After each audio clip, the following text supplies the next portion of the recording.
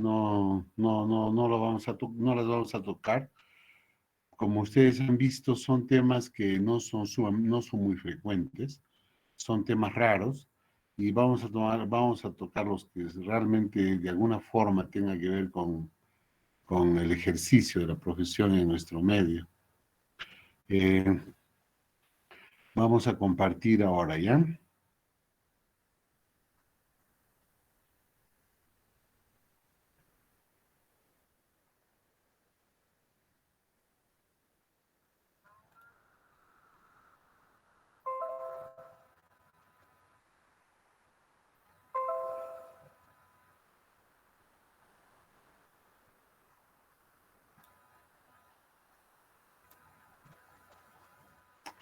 Ok. Dentro de todos los temas raros que hemos visto, este es un bastante raro, pero que tiene un nexo con, con la medicina de nuestra región, y no de ahora, sino desde hace bastante tiempo, desde el siglo pasado. Entonces vale recordar un poco por qué es importante hacer las cosas que se tienen que hacer en medicina, para que ojalá alguno de ustedes sea recordado como nosotros recordamos a nuestro ilustre Manuel Núñez Butrón. Las enfermedades causadas por riqueza son varias, son muchas. Sin embargo, vamos a darle énfasis a, a un par de enfermedades producidas por riquezas, y vamos a mencionar las demás. No nos alcanzaría el tiempo para escribir todas esas. El Rickettsia es un género de bacterias que pertenece a la familia Rickettsiaceae, junto con los géneros Coxiella, Ehrlichia, Bartonella, Orrienta. Eh, estos microorganismos son cocobacilos, no son ni cocos ni bacilos, son cocobacilos.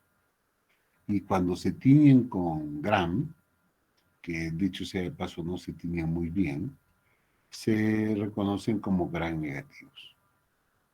Son bacterias que necesariamente viven dentro de una célula, o sea, van a parasitar a una célula, son microorganismos intracelulares obligatorios, y eso porque necesitan de otra célula para poder vivir, para poder replicarse. Decíamos, Rickettsia es del reino de las bacterias, el filum es Proteobacteria, la clase es Alpha Proteobacteria, la orden es Rickettsiales, la familia es Rickettsiaceae, y el género es Rickettsia. Las especies de estas Rickettsia son varias. La Rickettsia rickettsii, la Rickettsia tiffi, la Prowazekii, Rickettsia felis, y algunas más que las vamos a mencionar rápidamente después.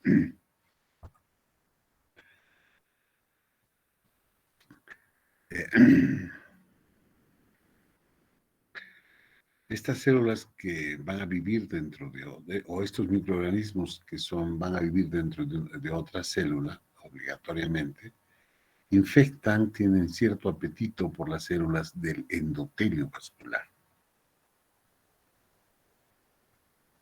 Sin embargo, no vamos a hablar de endotelitis, vamos a hablar eh, de enfermedades por riquecias. En algún momento de repente vamos a mencionar vasculitis, pero no endotelitis. A pesar de que estos microorganismos van a infectar a las células del endotelio vascular. Estos microorganismos poseen enzimas metabólicas, poseen una pared celular, pese a estar dentro de otra célula, y necesitan oxígeno para vivir. Por eso son microorganismos aerobios. Sin embargo, a Dios gracias, son sensibles a antibióticos. Como les decía, la mayoría son cocobacilos, y tienen formas diversas, son pleomórficos. Cuando no se tiñen con Gram, con la tinción Gram, pues se puede teñir con Yemsa, y con Yemsa se tiñe de color púrpura. Sin embargo, así crecen en medios de cultivo, pero en medios de cultivo especiales, no en los cultivos comunes. Estas bacterias se dividen por fisión binaria. Son bacterias parásitas o mutualistas. Parasitan a las células eucariotas de vertebrados mamíferos. Se asocian en algún punto de su ciclo vital, del ciclo vital de las riquezas, con artrópodos hematófagos que pican, que chupan sangre, ácaros, piojos, pulgas. Y esto tiene que ver, por eso tenía que ver nuestra región, como les decía el otro día, no está muy lejos de la verdad cuando decimos que nosotros debemos ser un poco más limpios, pero antes eran menos limpios todavía. Entonces, ahí fue necesario que alguien venga y empiece a enseñar a las personas cómo deben vivir, a dar algunas normas. Los vamos a mencionar dentro de poco.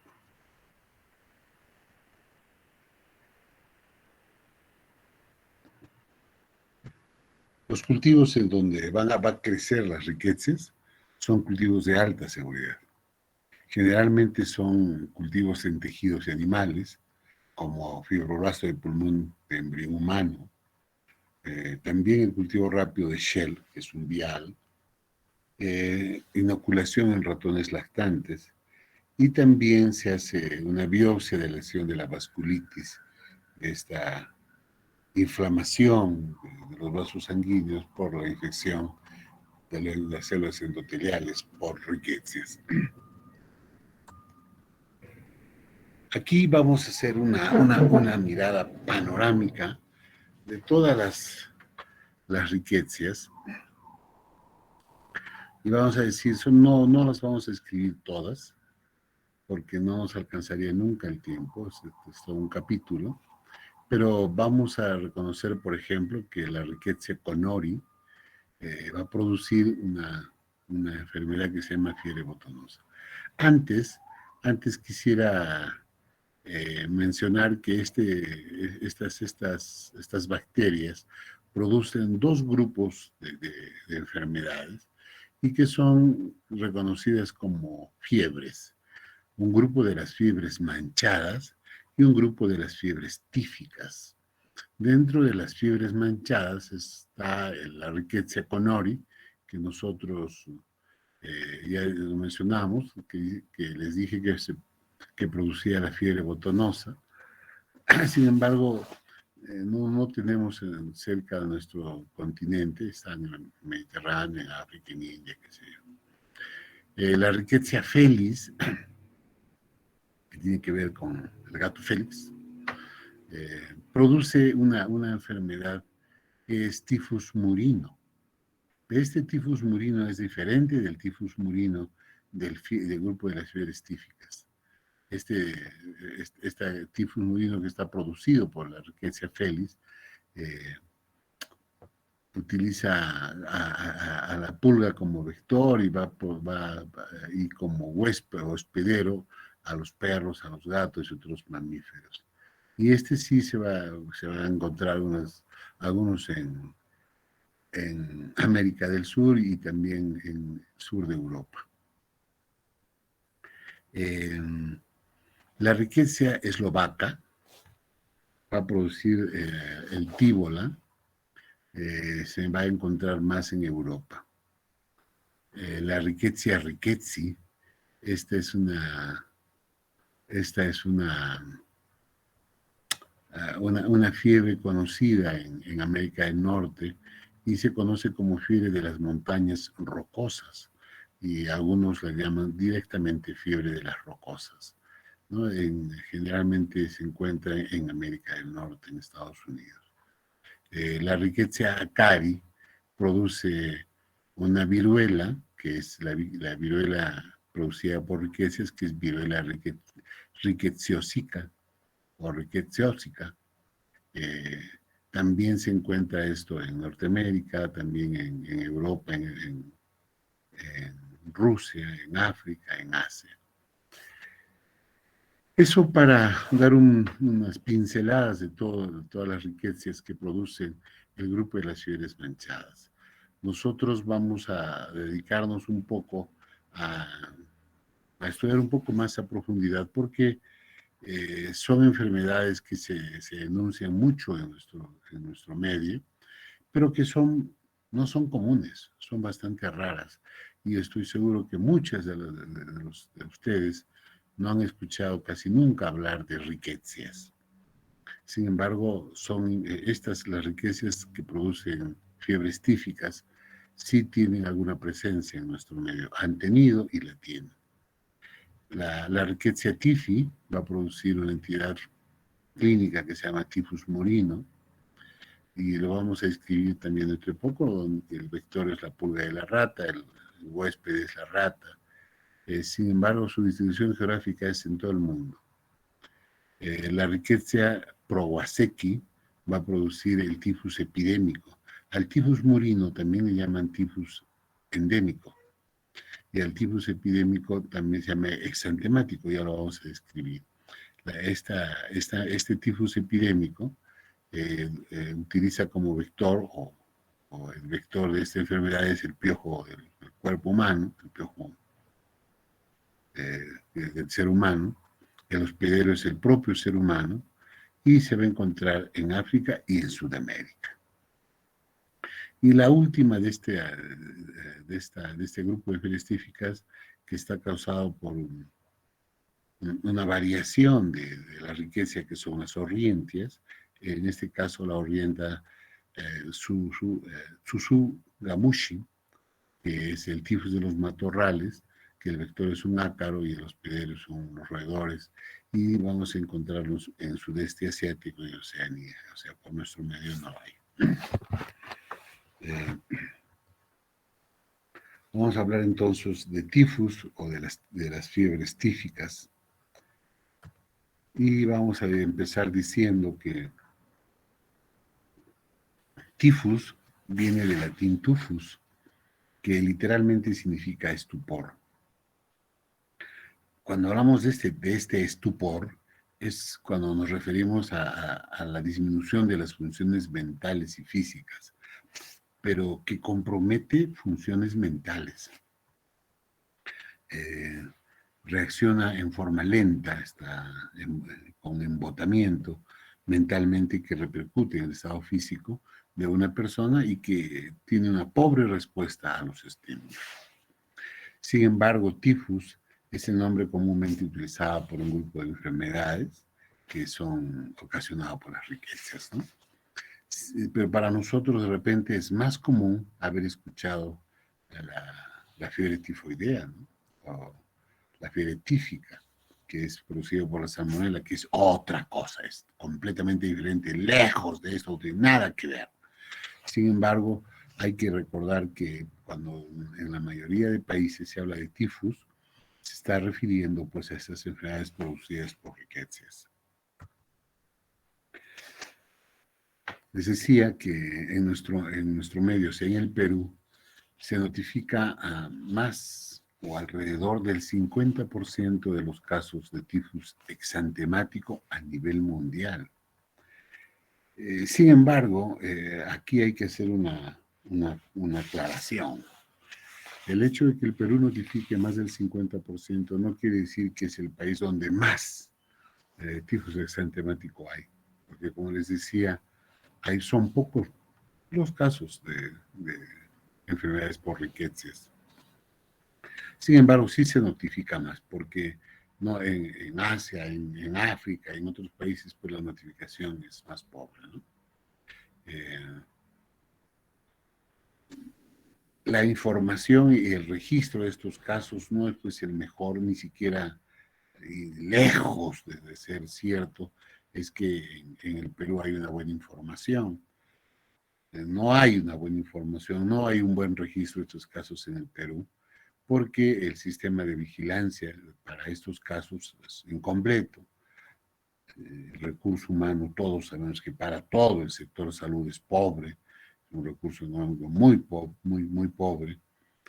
Hay una mala comunicación y los laboratorios que pueden diagnosticar estos casos son muy pocos. Entonces, definitivamente hay un tremendo subregistro y probablemente algunos casos solamente sean clínicos y no estén confirmados laboratorialmente. Les decía que Manuel Núñez Butrón, un médico puneño, sangarino para ser más preciso, ya en el siglo XX, en los años 30, precisamente en el 33, llega de Europa después de haber terminado su carrera de médico y haber estado un tiempo ejerciendo por allí. Viene, no solamente viene a América del Sur, sino que viene al Perú, viene no solamente al Perú, viene a Puno, no solamente a Puno, va a Zángara, su tierra natal, y él encuentra que ya desde hace algunos años había una epidemia de tifus exantemático y que cobraba la vida de muchas personas. Entonces, él se da cuenta de cómo es que se transmitía eso y relaciona la forma de vivir de nuestros coterráneos en el campo, la falta de aseo, la falta de higiene, el miedo al agua, al jabón, no sé si miedo, pero no lo utilizan para asearse. Y él va a conformar un grupo de gente que se interesa en mejorar la salud de las personas y va a producir una doctrina que se conoce con el nombre de richarismo. Esta doctrina no era una doctrina política, no era una doctrina de un partido político ni una doctrina religiosa. Era una doctrina sanitaria. El richarismo viene del vocablo quechua richari, que como algunos de ustedes deben saber, y todos deberían saber, porque todos los que vivimos en esa parte del Perú, esa parte del mundo, deberíamos conocer nuestras lenguas originarias para podernos comunicar con la gente y no tener las dificultades que yo reconozco personalmente las tengo. Sin embargo, a mí me da mucho que pensar, me preocupa mucho y me da pena ver que la gente que tiene origen en familiar, el origen, eh, en su origen natal, la lengua quechua aymara, por vergüenza o alguna otra tara, no lo quiere reconocer y trata de no utilizar lo que sería tan útil y tan bueno para nosotros. Yo les comento que, bueno, eso no es exclusivo de la gente que nació en Puno o que vive en Puno. Cuando yo llego a Puno hace muchos años, todavía un puber, y tenía relación con la gente que hablaba quechua, algunos de mis familiares me decían que no me junte que no aprenda a hablar como los indios. Grosso error ignorante, perjudicial, porque gracias a eso no aprendí el quechua, que yo debía saber muy bien el quechua, o el aymara de repente. Lo cierto es que Manuel Luis Butrón, con el richarismo, combate esta epidemia que había del tifus epidémico, con la ayuda de muchas personas voluntarias que ya habían formado pues este, este grupo de personas que iba a velar por la salud pública de la población puneña, que mayoritariamente pues era indígena y actualmente es indígena. Indígena por el error que cometió, que cometió Colón para llamarnos indios, ¿no? Sin embargo, hay que asumirlo como tal, con orgullo, porque así es. Debemos sentirnos orgullosos de lo que somos. Si bien es cierto, de repente no somos de la India, para que no ser indígenas, pero somos gente que tenemos rasgos, que tenemos herencia, que tenemos sangre de raza americana originaria, de la cual no debemos sentir vergüenza, sino orgullo. Y la mejor manera de sentir orgullo es llenando a esta raza de la que somos miembros de conocimiento, de ciencia, para que no seamos merecedores de los insultos que muchas veces se hacen, ¿no? Indio bruto, indio tarado, y no es así. No es que el indio sea bruto, sino que no estudia, no nutre su cerebro de conocimiento. Y eso es lo que hay que cambiar. Los objetivos del richarismo era básicamente mejorar la salud física y mental de los indígenas. Y estos miembros del richarismo declararon como enemigo, uno, al piojo. El piojo que venía de la mano con la falta de higiene, con la falta de aseo, con la falta de uso, agua, jabón, y también el peine que ellos utilizan como un símbolo. Declaran como enemigo al alcohol, porque el alcohol, aparte de hundirnos más en la ignorancia y el desconocimiento, y hundirnos más en la miseria, hace pues muchísimo daño a la salud, tanto física como mental. Y nuestra gente desde siempre ha sido gente un poco belicosa y que utilizaba el papel sellado para denunciar y hacer juicios y conflictos legales. Y el analfabetismo que hasta ahora lo tenemos y que hay que seguir combatiendo como ya lo hizo hace tantos años Manuel Núñez Butrón. Símbolos de esta lucha fueron el peine y el jabón. Además, el cuaderno y lápiz, ¿no? Para anular el analfabetismo. Y agregó 5 mandamientos: no ser mentirosos, no ser ladrones, no ser ociosos, no ser pendencieros y no ser sucios. Y esto de sucios tiene que ver con la salud pública. Y miren, casi 100 años después, eh, esto de no ser sucios es completamente vigente. ¿Cómo es que se transmite por medio de las manos sucias las enfermedades, no solamente las respiratorias, no solamente las que van a atacar al tubo digestivo, sino una gran cantidad de enfermedades y que se solucionan con solamente usar agua y jabón, lavándose las manos, ¿no?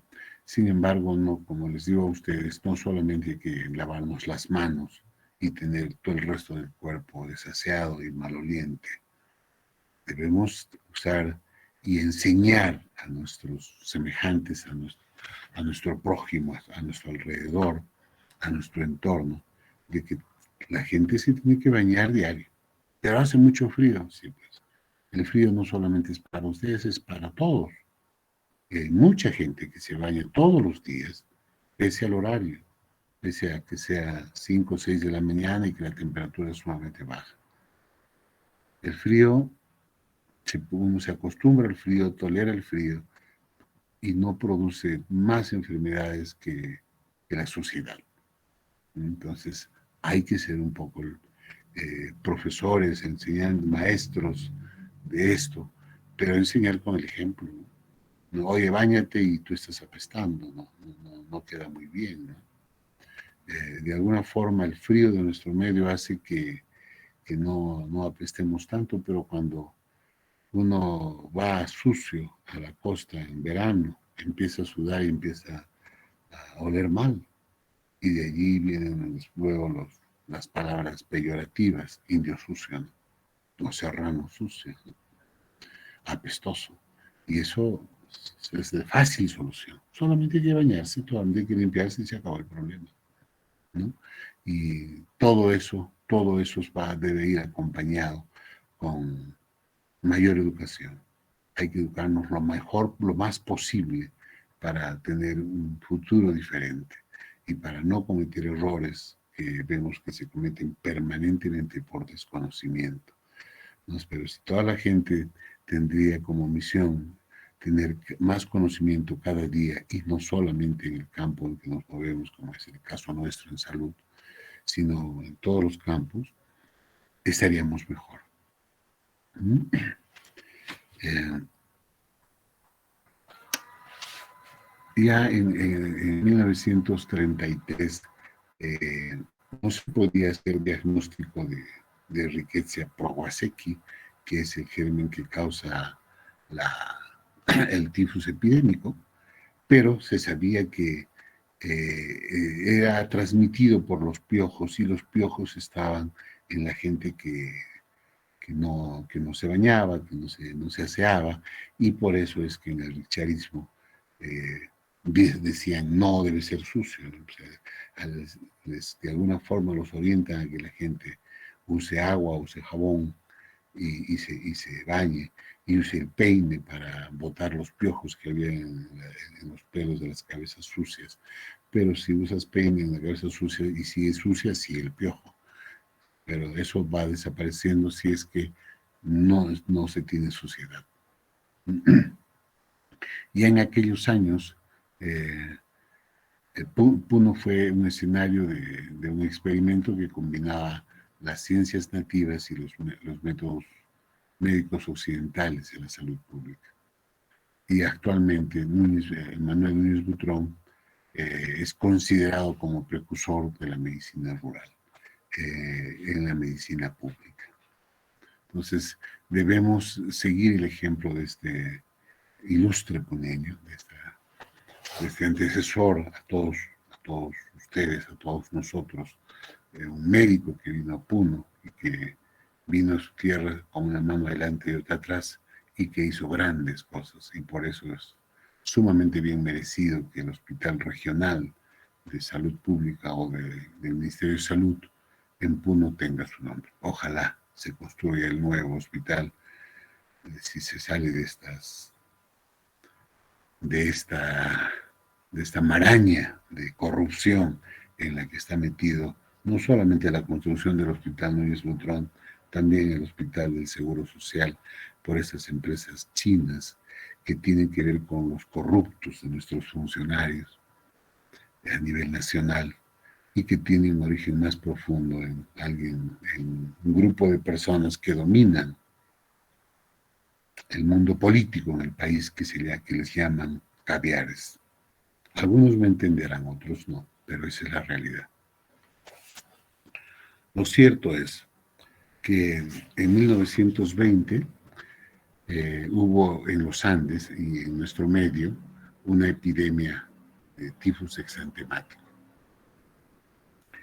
Esta enfermedad, que ahora sabemos a ciencia cierta que es una enfermedad infecciosa, se extendió debido a que los campesinos, los arrieros en ese tiempo, viajaban pues de feria en feria y llevaban sus animales y su ganado y dormían con ellos y bueno, la infraestructura era pésima, si ahora es mala, imagínense en 1920, no había donde bañarse y esas cosas, pero en estas ferias donde se vendía lo que se había cosechado y los animales, en estas ferias es que se transmitía por medio de los piojos, que es el vector de esta enfermedad, esta epidemia, el tifus exantemático. Ahora sabemos a ciencia cierta de que está producido por la Rickettsia prowazekii, y que son los piojos que propagan esta enfermedad. Y en esas ferias había una multitud de gente, en estos mercados, habían algunas ceremonias religiosas, ahí también había multitud de gente, y algunas costumbres de la gente del Ande que que se mantenían hasta no hace mucho tiempo, donde tenía como costumbre velar a sus muertos durante varios días, dormir incluso en la misma cama de los enfermos y lavar la ropa de los difuntos 8 días después de su muerte. Todas estas costumbres hacían que los piojos que tenían dentro de su intestino y dentro de su organismo, que tenían la riqueza, seguían vivos y seguían propagando la enfermedad. Y visionario, Manuel Butrón vio que la mejor manera de eliminar piojos era eliminando la mugre, eliminando la suciedad, y por eso el jabón, el agua, el jabón, la limpieza era una de las armas fundamentales, el peine, para cuidar la salud desde aquellos años.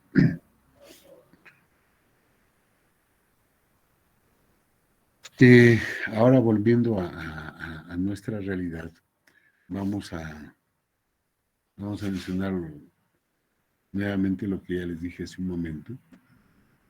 Las riquezas clasifican clínicamente en dos grandes grupos, el grupo de las fiebres manchadas y el grupo de las fiebres tíficas.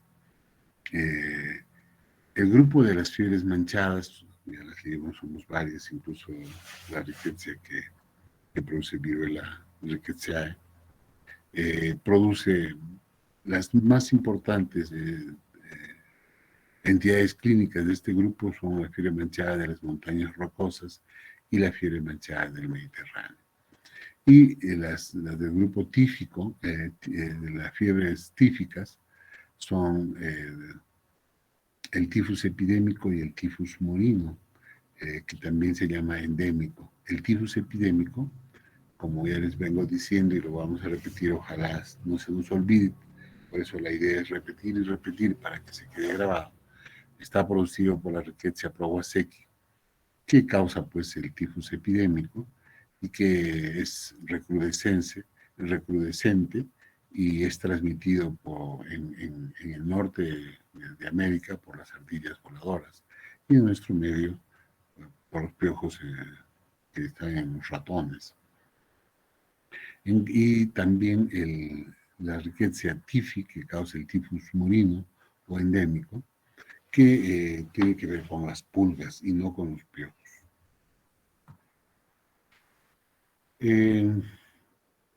Básicamente la ecología de los vectores, o sea, los artrópodos o los insectos que transmiten que son los vectores de estas enfermedades, van a determinar la prevalencia de la enfermedad por riqueza. Por ejemplo, el patrón en epidemia del tifus durante los tiempos de guerra u otros conflictos sociales nos muestran cómo la biología del vector, el piojo y otros patógenos rickettsiales, causan infecciones esporádicas y frecuentes.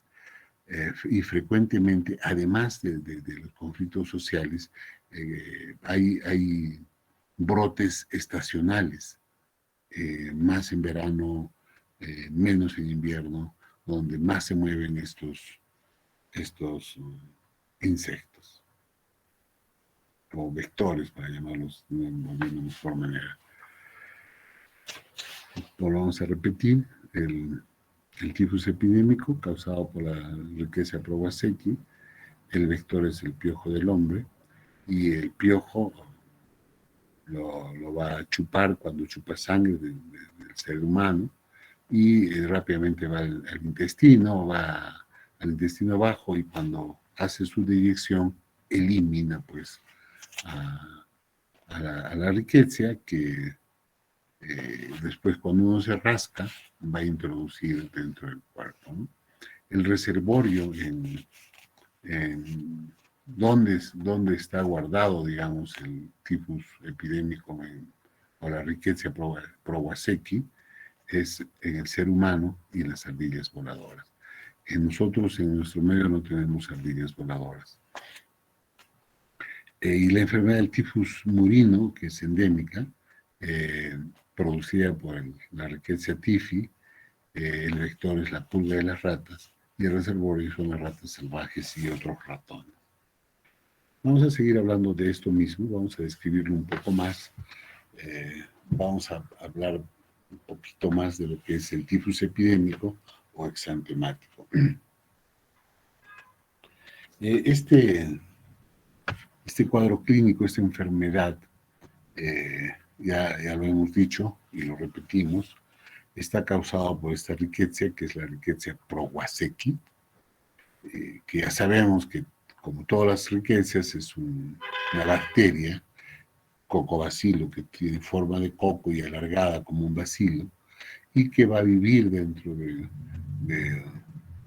una célula, es intracelular obligatoriamente, que se va a teñir pobremente con la tinción Gram y que tiene un tamaño pequeño. Tiene un tamaño pequeño porque el genoma de esta riqueza Prowazekii o de las riquezas en sí han sufrido una reducción en su tamaño, en su evolución, por lo que estas bacterias dependen del citosol de la célula huésped para su biosíntesis. Si no viven dentro de una célula, pues no viven. Sin embargo,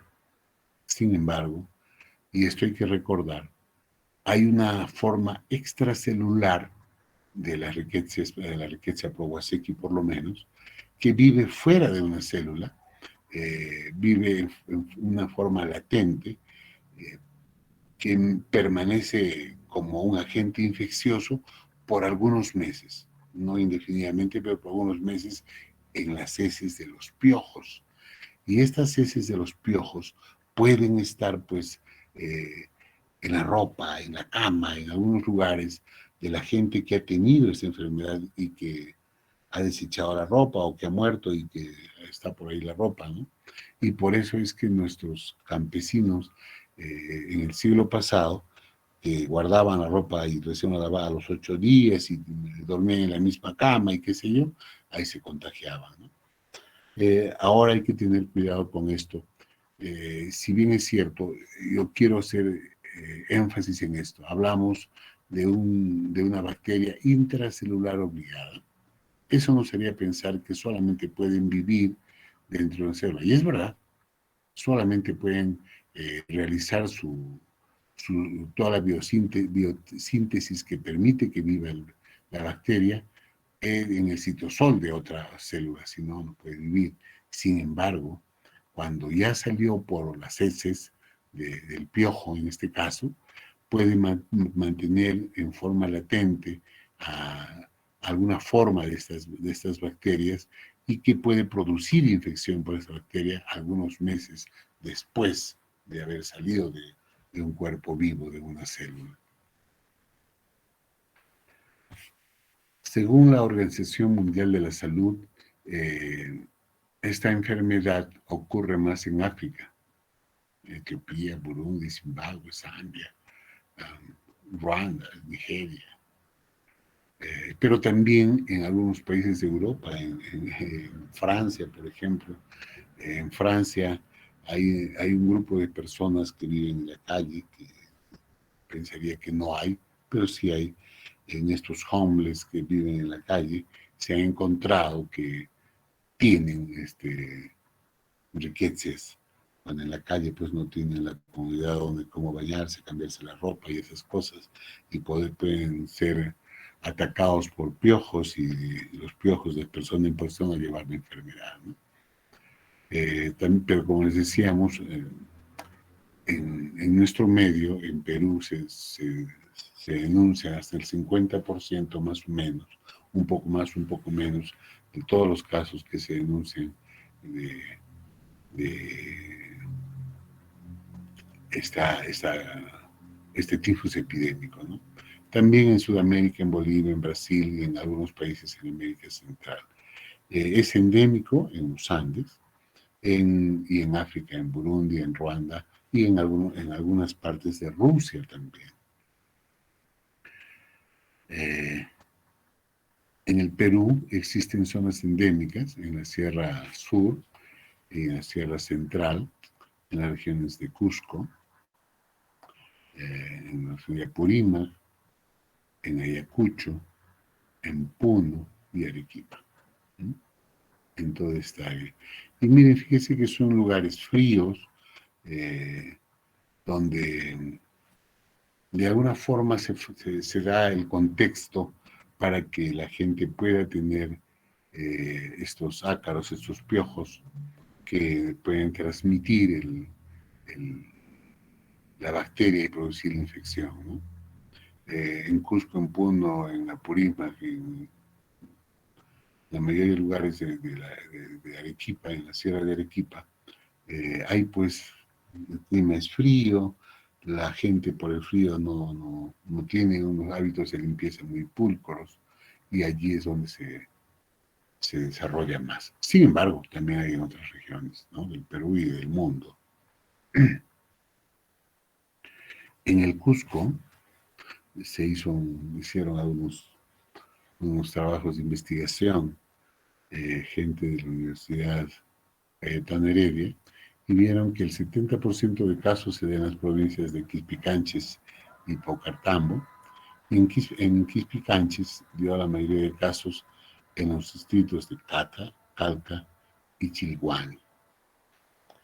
Eh, no son estudios de investigación muy frecuentes, no es lo que siempre se hace, porque como les digo, pues ahora ya no hay una epidemia de esto, no son casos que preocupan mucho y pues no se le da la importancia tal vez, porque pues, se podría erradicar, ¿no?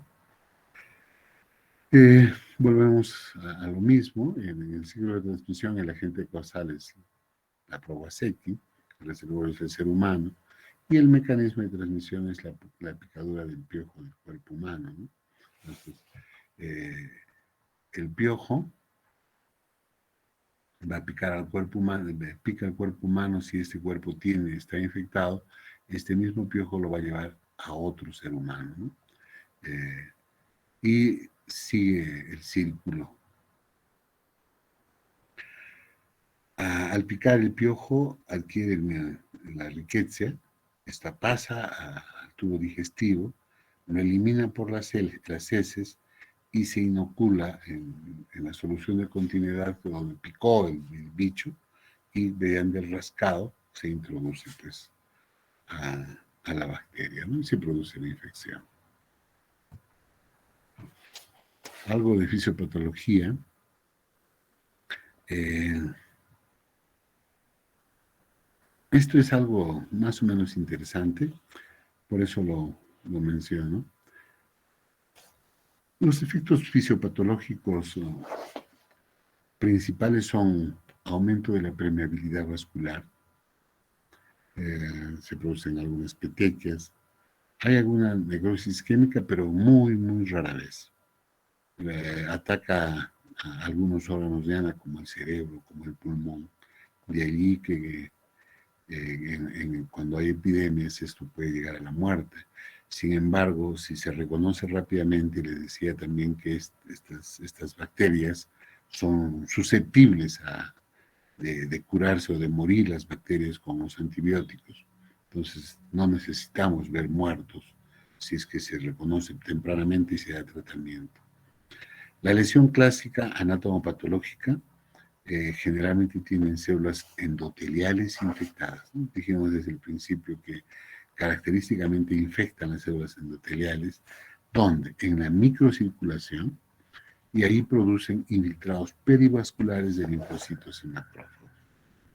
El periodo de incubación es de 8 a 16 días, el pródromo de 2 días, y al cuarto día más o menos, un poco más, un poco menos, algunos textos señalan otra cantidad de días, se produce el exantema. El exantema, o sea, las lesiones en la piel. Las manifestaciones clínicas del tifus epidémico, dolor de cabeza, escalofríos, el exantema, que es característico, tos, conjuntivitis, mialgia, artralgia, falta de apetito, náuseas, vómitos. dolor abdominal, hepatomegalia, ictericia, fotofobia, confusión, de ahí el nombre de, confusión, estupor, y el nombre de tifus. Algunos pacientes, hasta un 4% pueden producir convulsiones, ataxias, que son signos y síntomas netamente neurológicos, ¿no? Los síntomas, o sea, la clínica de estas enfermedades en general, de todas las enfermedades producidas por riquezas, son variados y dependen del órgano que va a afectar, pues, ¿no? Y así como de la liberación de citoquinas al torrente sanguíneo.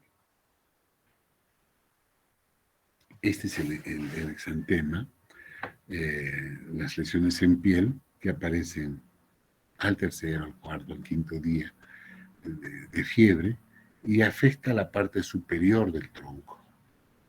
Aparece el exantema que al inicio es solamente mácula, luego es pápula, o sea, es máculo papular, y no confluyen, no hay varios cerca, y se localizan en pliegues axilares y tronco. Posteriormente ya se produce una diseminación donde se torna un poco con púrpura, es purpúrica, y ya va a ir a confluir, va a ser confluyente por todo el cuerpo. Sin embargo, esto respeta cara, palmas y plantas, o sea, palmas de las manos y plantas de los pies. No ataca a la cara, ni a las palmas, ni a las plantas de los pies. Es un tema de las partes cubiertas, digamos, ¿no? Puede observarse aún en las personas de color oscuro, en las personas morenas o negros, eh, en un 33% de los casos. El brote de este exantema es crítico para sospechar de tifus, o sea, para sospechar de la enfermedad, ¿no? Los análisis de laboratorio no ayudan mucho. Puede haber una incidencia baja en el recuento de leucocitos o puede estar elevada. Hay una trombocitopenia, pueden estar elevados las transaminasas, la deshidrogenasa láctica, puede estar elevado la creatinfosfoquinasa, un aumento en la depuración del ácido úrico y todos los productos urémicos. Hay una disminución de las proteínas séricas. Nada específico, ¿sí?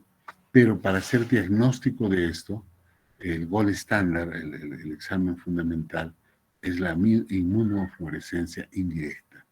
Y dentro de esto, la inmunoperoxidasa.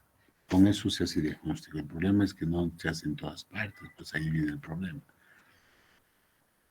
Otras pruebas diagnósticas como son un aumento de título serológico para riquezas, para decir que es positivo, debe haber un valor que es el cuádruple de valor obtenido en la primera muestra, un título mayor de 1/256 en etapa aguda, o sea, si aumenta 4 veces el valor basal, se dice que es positivo. Una vez hecho el diagnóstico de esto, que se hace básicamente con la clínica y que confirma con laboratorio, se da tratamiento antibiótico que es efectivo, y eso es importante, o sea, se cura el problema. La doxiciclina, que es una tetraciclina, es lo que se utiliza generalmente. La doxiciclina oral, que viene de 100 miligramos 2 veces al día por 10 días. También se puede usar la tetraciclina clásica de 25 a 50 miligramos por kilogramo por día, dividida en 4 dosis. Se puede utilizar también el cloranfenicol de 60 a 75 miligramos por kilo por día, dividido en 4 dosis. Se puede usar dosis única de doxiciclina, y después se continúa por 2 o 3 días después de la efervescencia del cuadro, ¿no? Otro tratamiento que también es sumamente simple y que no es difícil conseguir es la ciprofloxacina. Se ha utilizado con éxito. Sin embargo, todavía la verdad del asunto es la doxiciclina. Para el control y prevención de esto, hay que mencionar que es una enfermedad de vigilancia epidemiológica por la OMS, es de notificación obligatoria y hay que hacer investigación de las fuentes y de los contactos.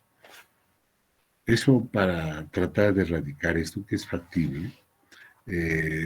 Sin embargo, hay que tomar algunas medidas preventivas, ¿no? Si aquí el vector, el causante de esta, no el causante, sino el que va a llevar de un ser humano a otro ser humano y va a mantener que se produzca la prevalencia de esta enfermedad es el piojo, lo que hay que hacer es aplicar polvo insecticida de un carácter residual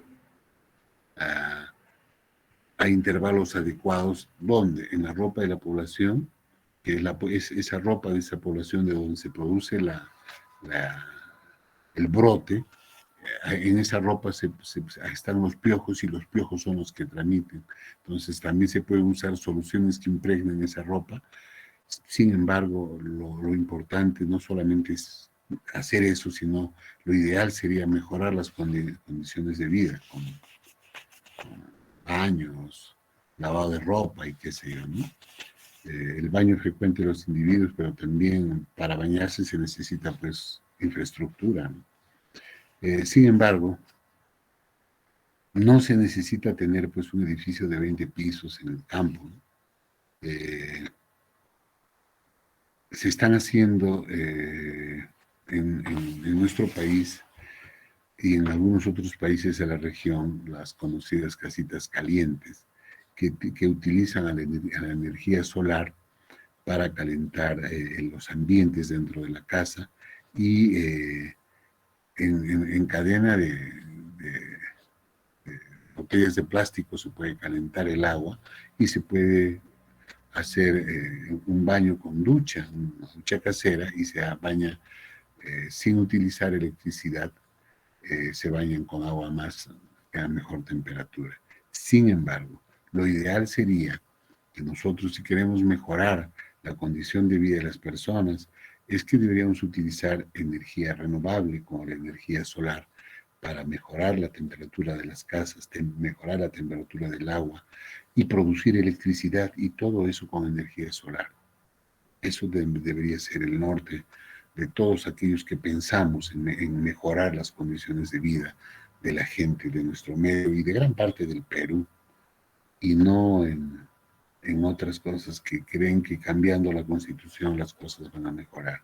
No, nosotros lo podemos hacer dándoles mejores condiciones de vida, creando fuentes de trabajo, de que la gente trabaje y que gane un sueldo, que se eduque con educación, con salud, que la gente puede mejorar su estilo de vida, mejorar su condición de vida y evitar este tipo de enfermedades que ya no deberían existir. También se puede utilizar la inmunoprofilaxis con vacunas, pero las vacunas no han sido tan efectivas. La otra enfermedad que es el tifus murino endémico, vamos a tomar unos minutos para esto, nos hemos extendido mucho. Es de incidencia mundial.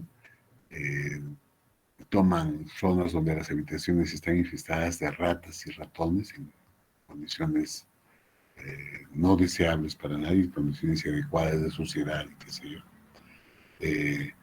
Les decía, hay incidencia mayor en algunas estaciones, en verano y otoño, cuando las fugas de las ratas son mucho más activas.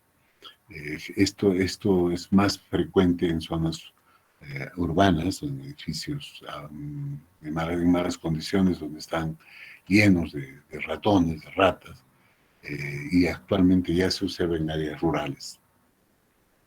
El agente causal, ya le dijimos, es la Rickettsia tiffi. El reservorio son los roedores, pero también se pueden ver en perros, en vacas, en ovejas, en cabras. Pero el principal reservorio son los roedores, los ratones.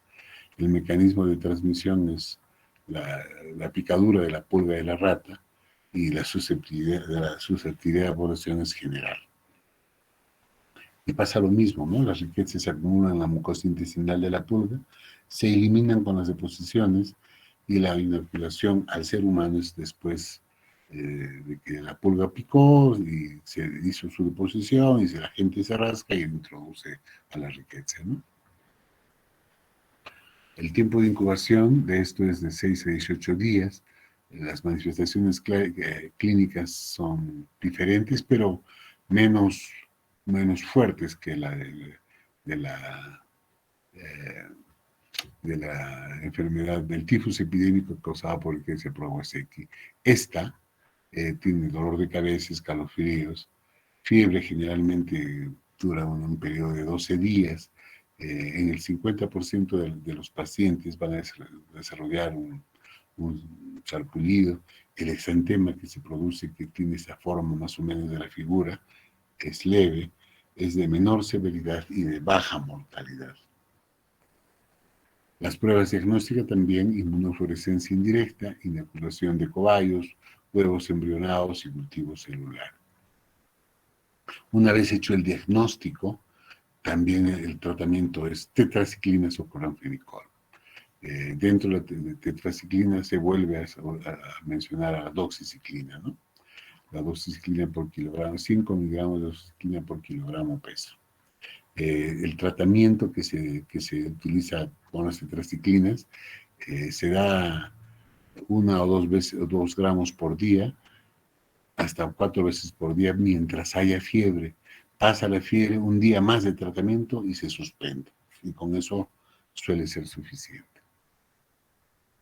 Medidas preventivas para el control y prevención, hay que hacer notificación, investigación de contactos, buscar las fuentes de infección, o sea, buscando a los ratones en las proximidades, reducción de pulga en los roedores, usando insecticidas de acción residual en las vías de paso madrigueras, refugio de ratas, etc.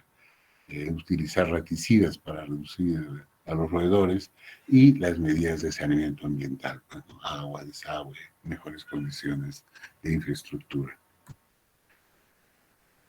En caso de epidemia, en zonas endémicas hay que hacer registro y se registran muchos casos, hay que utilizar un insecticida de acción residual contra la pulga de las ratas. Y lo último, que es el tifus de los matorrales que no tenemos en nuestra América y en nuestro medio, que se encuentra en Asia, en África y en algunos lugares en Norteamérica. El agente causal, les dije, la riqueza Tsusugamushi, que también se lo conoce con nombre de Orrienta Tsusugamushi. El reservorio son ratas, ratones silvestres, el mecanismo de transmisión, también estos ácaros que se ven acá, que son los ácaros de Leptotrombidium. Los signos son de inicio brusco, fiebre, linfadenitis, linfadenopatía, erupción maculopapular. Incluso en el embarazo hay erupción maculopapular. Es una erupción morbidiforme de varias formas. Puede producir inflamación del miocardio, exudado pericárdico, exudado pleural. El tratamiento lo mismo, cloranfenicol, tetraciclina y doxiciclina. La rifampicina es efectiva en las áreas donde el tifus de los matorrales,